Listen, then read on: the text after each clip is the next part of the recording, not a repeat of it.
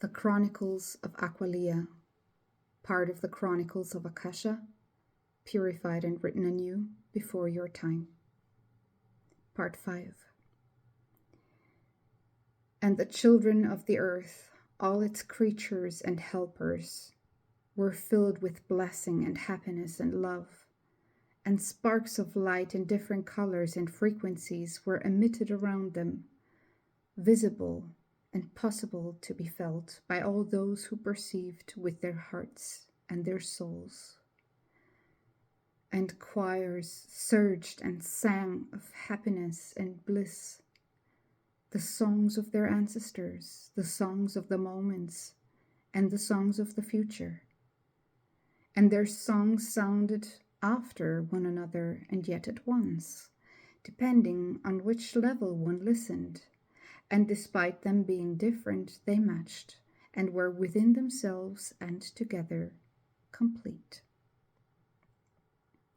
These were the beginnings of multidimensionality, first only available to few guided individuals, but more and more humans and living beings learned with time to listen, feel, sense, taste, and see it.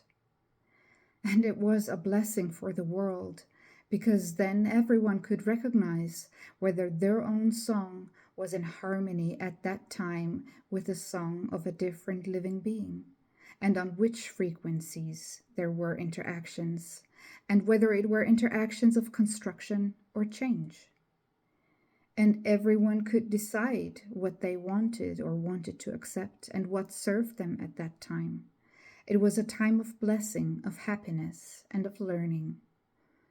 And finally, those humans who had turned away so far from happiness and learning, which had been influenced into that direction, recognized how joyful, easy, playful, and free learning could be. And they implemented that concept into all areas of society. The institutions that existed back then, called schools, were repurposed, and completely new learning and teaching concepts, which considered much freedom and the needs of the learning ones, were inserted worldwide to the highest good of all. And because they liked learning so much, nobody seemed to want to invest their time into aggressive acts of arguing and violence anymore. Since the peaceful ones were not stupid and in the majority, not even those who rejected evolution were able to rip any artificially created power into their hands, because the peaceful ones offered them healing and blessing and peace, and therefore the urge to rule was gone.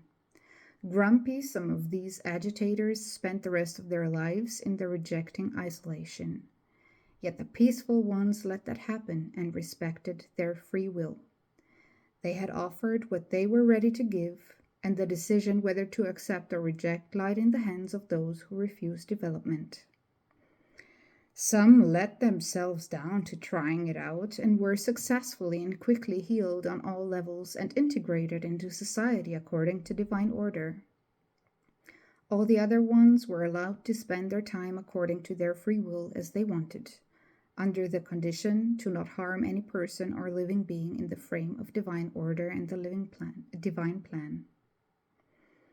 It was freedom. After so many thousands of years, it had finally come to be, and people enjoyed it fully. And so, peace had been born and implemented in the world society and on this planet in a completely new intensity and with a pure function to the highest good of all. And it was a blessing and continues to be one furthermore. The Chronicles of Aqualìa, part of the Chronicles of Akasha, purified and written anew before your time.